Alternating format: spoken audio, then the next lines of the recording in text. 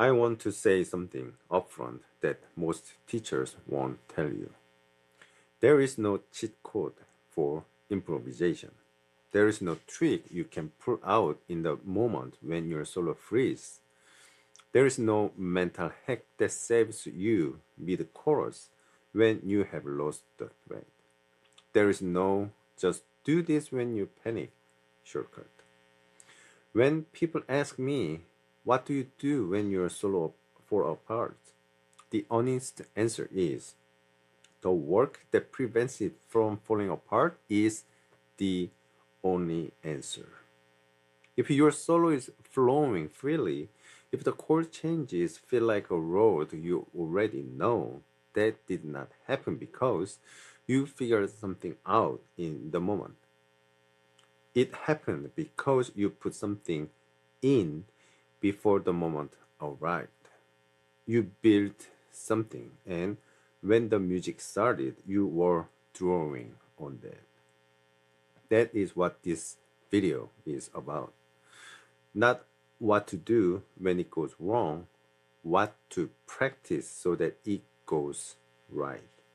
And specifically, the single most important practice I know for building that foundation, the thing that more than anything else determines whether your solo have a direction or whether they sound like someone searching for a light switch in the dark. I'm Junan Choi. This is Voicelid Jazz Guitar. Let me describe the most common version of the problem. A guitarist has been practicing, they know some scales, they know some licks, they have even learned a few standards. And when they play a solo, it is not terrible, the notes mostly fit. There is something there, but something is missing.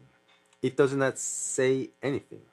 It does not feel like someone is telling a story. It feels like someone is choosing from a menu one item, then another, with no connection between them. Why? Because there is no framework. A solo without a framework is just a collection of moments. It might have interesting moments, maybe some leaks from here, some leaks from over there, but there is no spine running through it, no thread the listeners can follow. That is really, really important. No sense that one thing led to the next. The framework of solo is the melody. Notes, not the notes you are inventing, the melody of the tune, the one the composer wrote, the one everyone in the room already knows. When the melody is inside your solo, even implied, even in fragments, the listener is with you.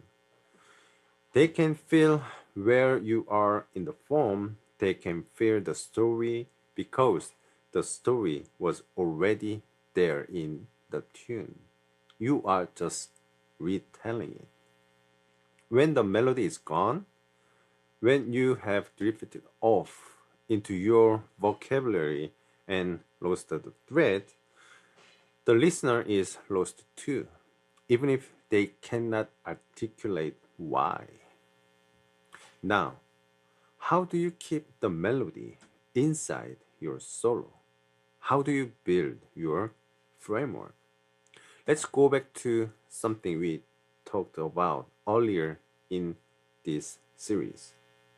Composers did not write melodies randomly. When they sat down to write a jazz standard, for example, Autumn Leaves, Fly Me to the Moon, all the things you are, they were following the same harmonic logic every time. Here is how it works. In a 2-5-1 progression, the seventh of one chord reserved down a half step to the third of the next chord. And that third become the harmonic center of the new chord, the note that defines its color, its identity, its meaning. So the movement is third of the chord to the seventh of the same chord, then going to the third of the next chord, over and over through the whole tune. This is the voice leading that drives the harmony forward. And the composers, every single one of them, built their melodies on top of this movement. More than 70% of the time, the melody notes on beat 1 of a chord change is the third of the chord. They were not decorating the harmony. They were following its bones. So, in the 251, in the key of C,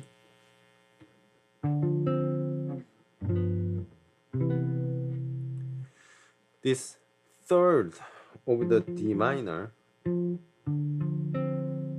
it goes from the third of the D minor, goes to seventh, and to the 5 chord, the third, it lands on the third, and then it goes to the seventh of the G7 and lands on the third of the 1 chord.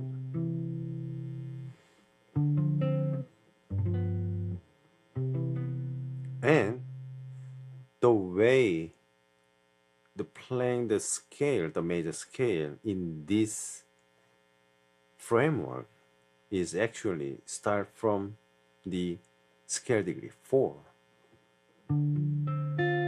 This is scale degree 4, which is the third of the D minor 7, and then going to the seventh of the D minor 7, third to the seventh of the G7, which is F again, and then C major, and then just filling the in-between notes. That would be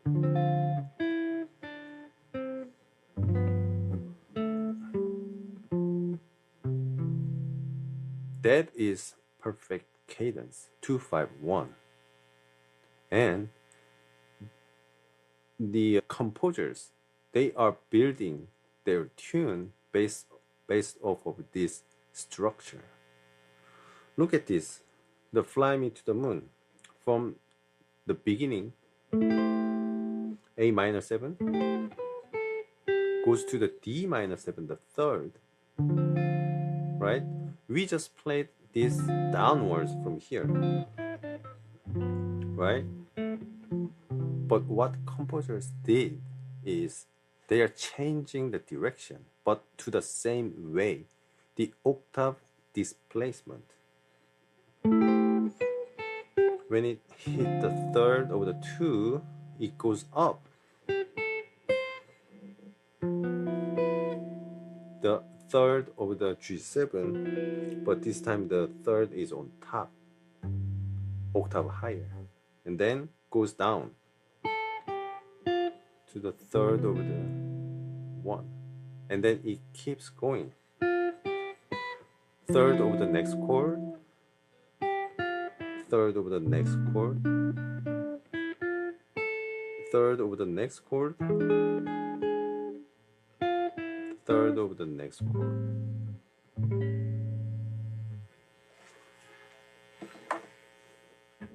Hear that? The melody is just the voice leading, dressed up, given rhythm, given shape. That is the building the composer constructed. Now, we talked in an earlier video about how improvisation is not composition, it is remodeling the interior. You are not building a new structure from scratch. You are working inside a building that already exist. The words are here, there, the load-bearing column are there, the blueprint is there already. And the load-bearing columns of any jazz standard are the third on beat 1 or the melody. If you are improvising and you lose those, if your solo drifts away from the third, away from the voice leading, away from the framework, the building starts to shake. Not because you played a wrong note, but because you removed the column that was holding up the ceiling. The structure becomes unstable. The listener can feel it even if they cannot name it.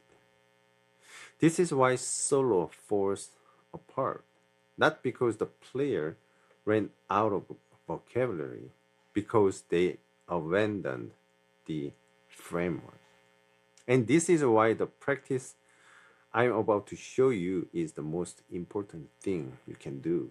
Not learning more scales, not learning more licks, learning to keep the framework intact, no matter what else you are doing.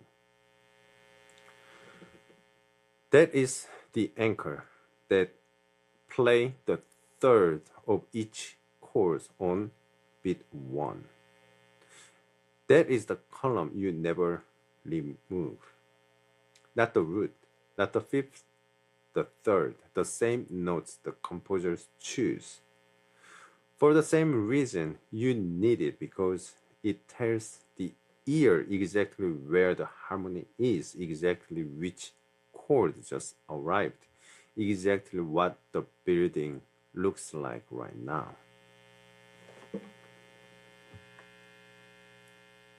So, we just played Fly Me to the Moon. So, let's keep going.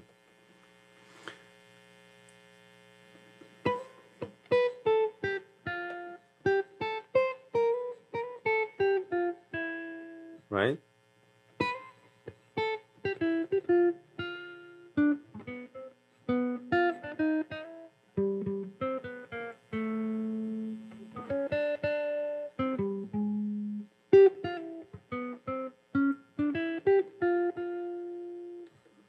I am going to just hit the target notes on the beat 1 with just, I'm not thinking in key, just chromatic notes. Let's see how it sounds like.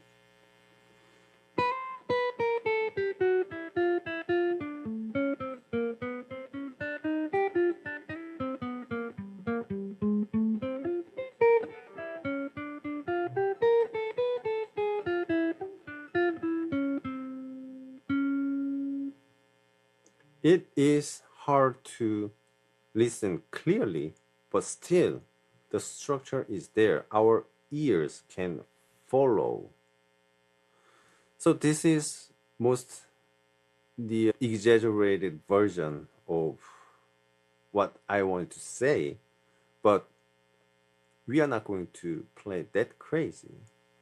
We are stay in the key.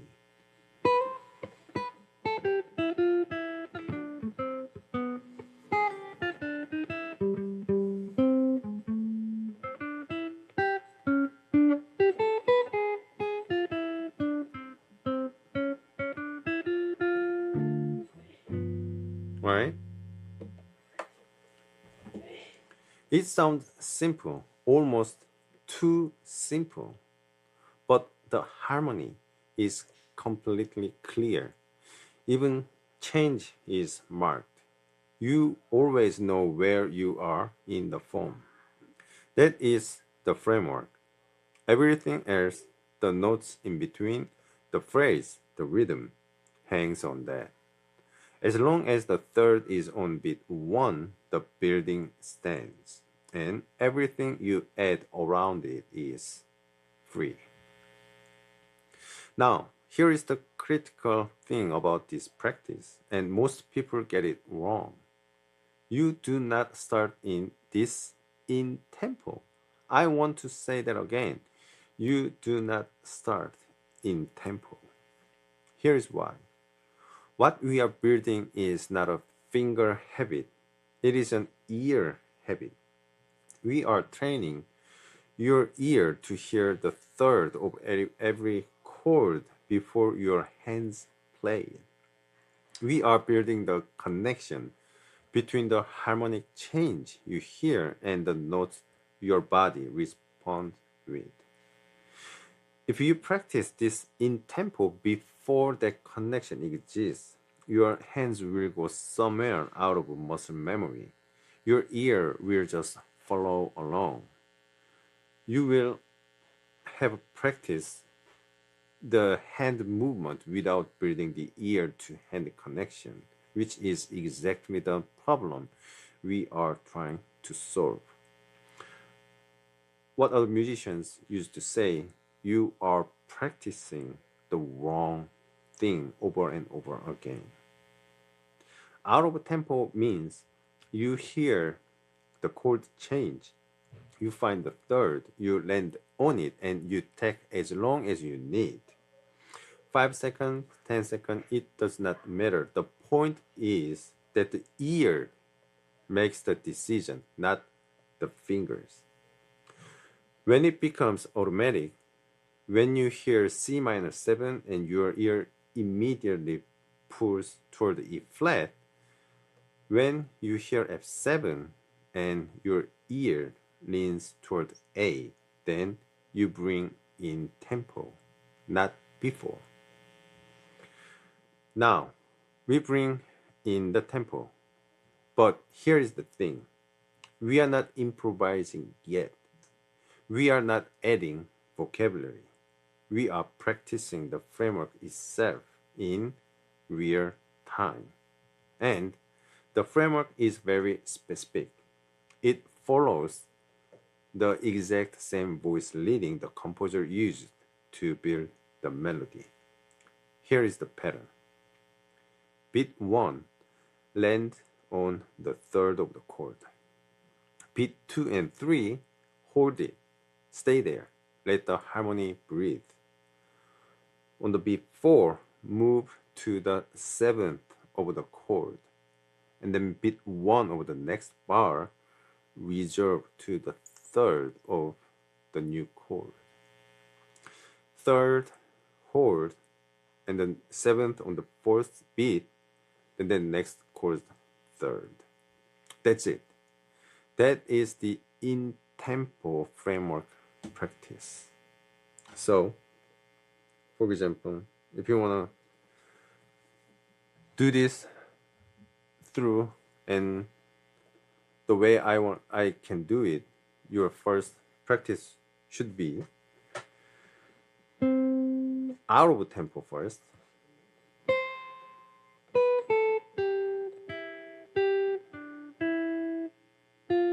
Once you hit that, the melody notes, the third of the next chord, your ear should be recognized that, oh, now finally we are on the next chord.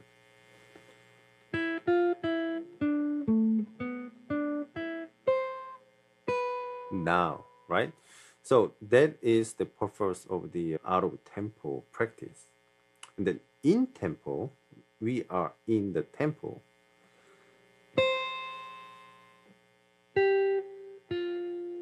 That is in tempo practice. 1, 2, 3, 4. 1, 2, 3, 4, etc., etc. Here, what is happening? The voice leading the composers built the melody on the 7th, reserving down a half step or whole step to the 3rd of the next chord. You are now playing it yourself in tempo, in real time. This is not decoration. This is the load-bearing column of the tune moving through time. And here is why this specific practice is so powerful. You now know exactly when to turn beat 4. That is when the 7th comes in. That is when the harmonic momentum builds. That is when the music starts leaning towards the next chord. Most players lose the melody in a solo not because they do not know enough notes, but because they do not know when to move. They are wandering inside the bar with no sense of direction. Beat 4 gives you that direction. It is the pivot point. It is the moment you set up the arrival. When this is in your body, when the beat 4 automatically pulls your ear towards the 7th and the beat 1 automatically drops you on the 3rd, your solo will always have a direction. You will always know where you are in the form. The melody will always be audible, even when you are not playing the melody. Which means, in other words, you are playing the chord changes through your own mind. Because you are playing its framework, you are playing the structure it was already built on.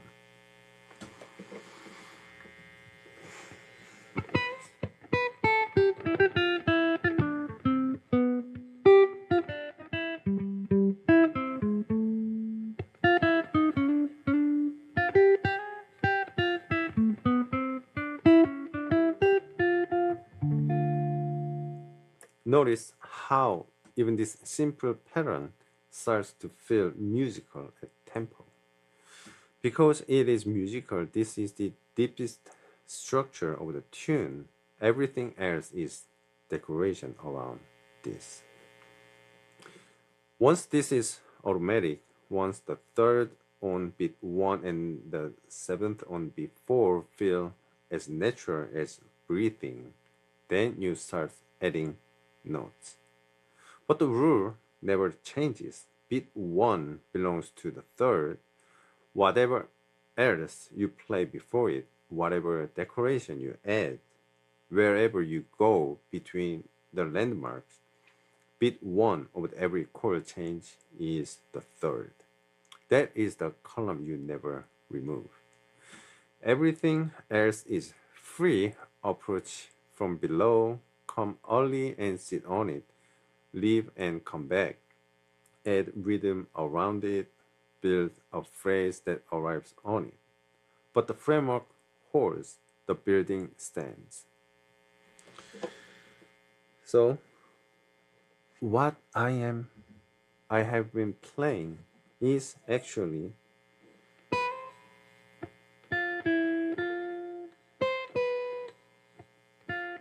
right. So, listen again.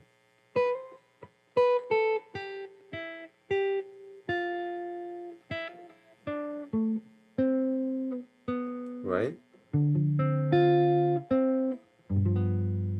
So, what I have been playing is in that framework.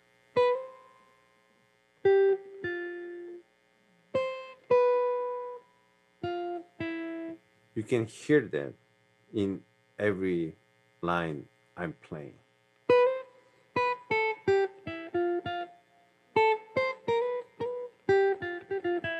Or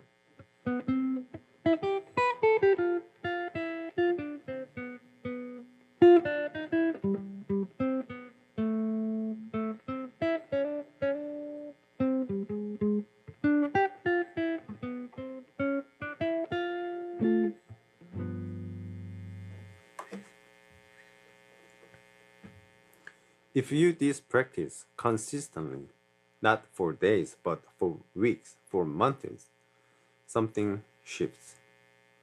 You stop thinking in scales, you stop thinking in chord symbols, you start thinking in landing points and pivot moments. Your ear hears a chord change coming and immediately starts leaning toward the 3rd. Your body feels beat 4 approaching and knows the 7th is the next. And when that happens, when the framework is automatic, your solo stops being a search. it becomes a statement. You are not looking for where to go. You already know. You know the turning points. You know the arrivals. And everything else, the rhythm, the decoration, the phrasing, becomes expression, not navigation. There is a pianist named Hal Galper, also phenomenon jazz educator, one of the great jazz educator, and he was a professor at New England Conservatory, and he said on his masterclass, you can find it on the YouTube, and he said, "Let the melody be your guide." 4 words, but let me tell you what those 4 words actually mean in practice, because most people hear it and nod and then go right back to the hunting for the scales. What Hal Galper was saying is this: the melody is not the introduction before the solo starts. The melody is the architecture of the entire performance. It is not decoration, it is the structure, the load-bearing words, the columns. And here's the part that most people miss. The melody is not just there to be played, it is there to be heard by you internally while you are soloing. Even when you are not playing the melody directly, even when you are varying it and decorating around it, the melody should be audible inside your head, your ear. That internal hearing is what guides every note choice. Hal Galper went further. He said the chord scale system, the idea that improvisation is about choosing the right scale for each chord, was built for the classroom, not for the bandstand. It was, in his words, a business, something that could be taught in a curriculum, measured on a test, sold in a book. But the musicians who invented the music this system was trying to explain, they didn't think in scale. They thought in melody, in voice leading, in the pull of the seventh toward the third. In the specific notes the song was pointing towards at every turn. And now, after everything we have covered in this video, you understand exactly what that means in practice. The third on beat 1, the seventh on beat 4. The resolution to the next chord's third. That is the melody. That is the map the composer drew. That is what Hal Galper meant when he said, "Let the melody be your guide." It is not a poetic idea, it is precise instruction. The melody tells you exactly where to land, exactly when to turn, exactly how the building is constructed. And when you have practiced the framework until it lives in your ear, until beat 1 pulls you to the third, and beat 4 pulls you to the seventh without thinking, you are not following the melody anymore. You are the melody.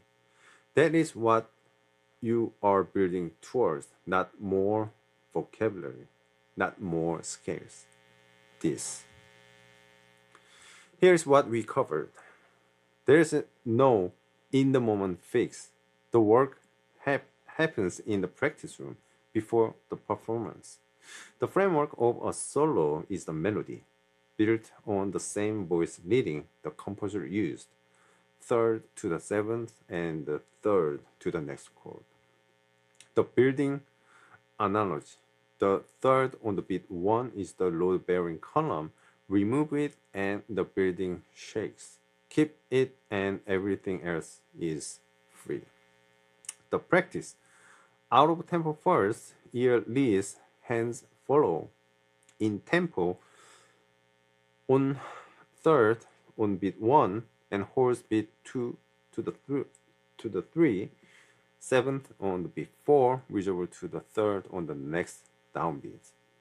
When automatic adds notes around the framework, but beat 1 always belongs to the third. Hal Galper, let the melody be your guide, not a poetic idea, a precise instruction. The framework is the melody. The goal? You stop navigating and start expressing. You do not follow the melody. You are the melody. In the next video, we are going to take this framework and apply it to complete jazz standard from start to finish. We will build a solo from the ground up using everything from this series. Rhythm first, guide tone target, framework first, and then the expression that grows from it. If this reframed how you think about practice, not just about playing, drop a comment. I want to know. Subscribe if you are not already, and if you know someone who has been practicing for a long time but still feels lost in a solo, this video might be the missing piece. I am Junan Choi. This is Voicelid Jazz Guitar. See you in the next one.